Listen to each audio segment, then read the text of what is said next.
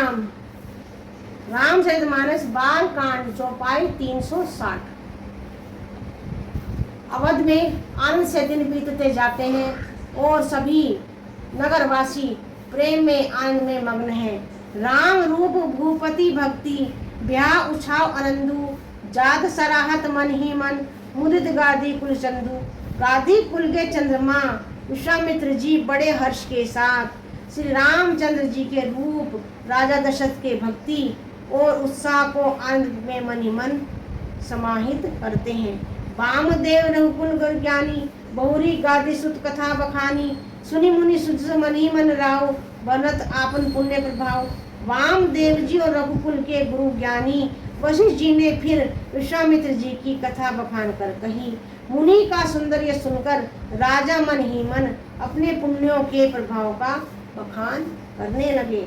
बहुरे लोग रजायसु भव सुतः समेत नृपति गनु गहु जहते राम ब्याहु सबु गावा सुसु सुपुनित लोग तिहु छावा। आज्ञा हुई तब सब लोग अपने अपने घरों को लौटे। राजा दशरथ जी भी पुत्रों सहित महल में लौट आए। जहाँ तहाँ सब श्री रामचंद्र जी के विवाह की गाथाएं गा रहे हैं। श्री रामचंद्र जी का पवित्र सुरम्य तीनों लोकों में छा गया। आए ब्याही राम घरु जबते बसई आनंद अवध सब तबते प्रभु विवाह जस भयु उछाऊ सभी ने बन गिरा अहिनाऊ।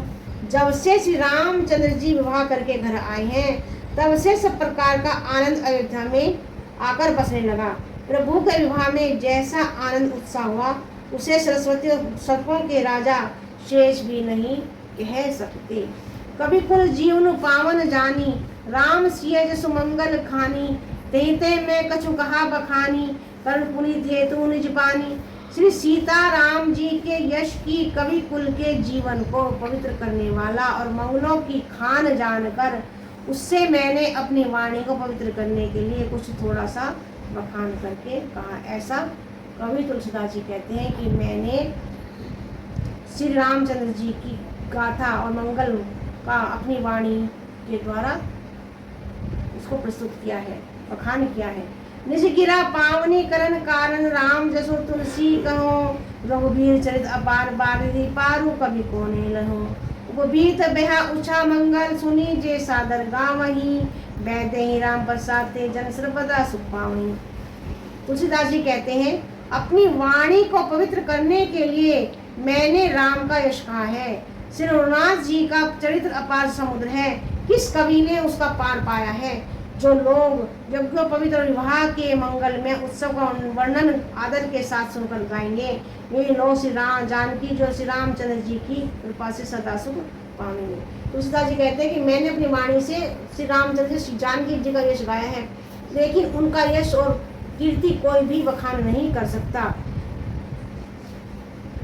बोल सियावर रामचंद्र की जय। चौपाई 360 का हम ये भी विश्राम देते हैं। जय श्री राम, जय श्री राम। चौपाई 361। देखिए,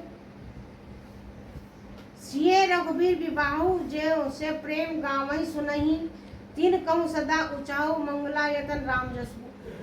तुलसीदास जी कहते हैं कि जिसने भी श्री राम और सीता जी के विवाह का वर्णन सुना और गाया उनके लिए सदा उत्साह ही उत्साह है। अर्थात श्री रामचंद्र जी का यश मंगल का धाम है। बोल सियावर रामचंद्र की जय। राम राम कहिए राम राम कहिए जेहि विधि राखे राम तेहि विधि रहिए। राम राम कहिए राम राम कहिए जेहि विधि राखे राम तेहि विधि रहिए। प्रणाम श्रोतागण। रामचरितमानस बाल कांड का हम यहीं पर समापन करते हैं। ये यहीं पर समाप्त हो विश्राम लेते हैं। बोल सियावर रामचंद्र की जय। अब अगले अध्याय में रामचरितमानस का द्वितीय सोपान यानी अयोध्या कांड प्रस्तुत होगा। बोल सियावर रामचंद्र की जय।